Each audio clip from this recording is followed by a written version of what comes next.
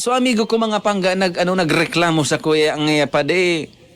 Masakit pa lang talaga pade itong magtatao ka ngayon tabang sa mga kapwa mo pala ngayon. Minsan pag sa 10 tabang ngayang naitao ko pade may saro diyan na kunyan. Dai ka ma-appreciate kan tinabang. Dan sabi sa kuya.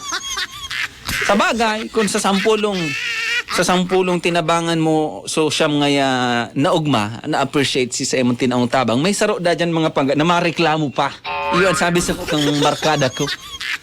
Sabi ko, anong klase man na niya ako natabang kay ampig mo? Ang istorya sa kuya kan amigo ko mga pangga si rin kani. May nahiling da siyang may nahiling diyan sa saro da ang mall digdi sa Naga City. Dai ko nabanggit kung anong mall mga pangga katunog kan MS City. Okay. Katunog. May tinabangan da siya mga pangganin sarong senior citizen, sarong gurang na lola mga pangga.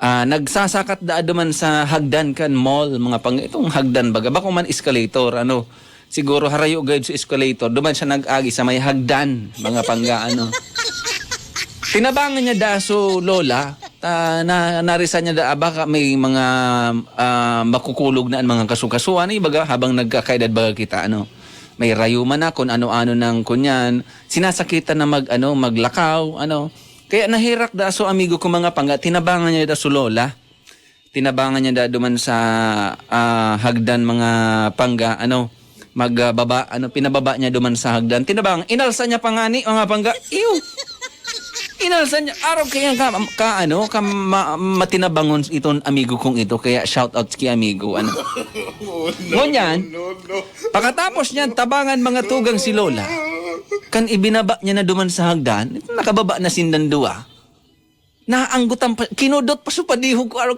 sa dito si pakakudot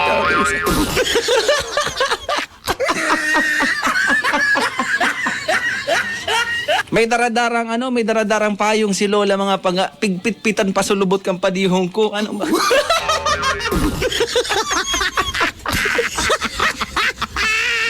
Tapos, apera duman sa pinitpitan pa si padihong ko kan na lola sa lubot kan daradara niyang payong mga ang kudot pati itong manipiso ng pakakudot sa braso niya. Ay, pigpiripit pa.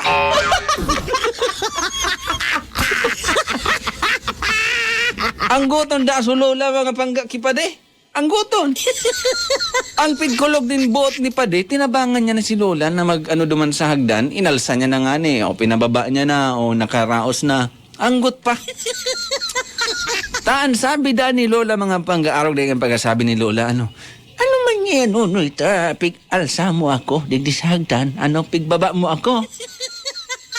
Paduman ako sa taas, pasakat ako.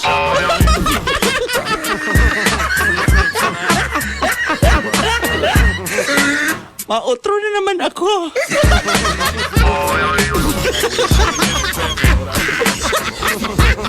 Naanggutan si Padi Kasulola. Ano ba tayo binaba mo ako noon? Digdas hagdan at kaling nagsasakat ako. Mabak to 0 na naman.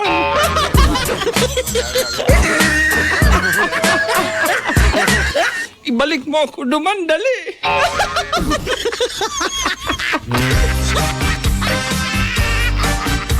Mabak to 0 na naman si Lola. Mapuuna naman sa first step.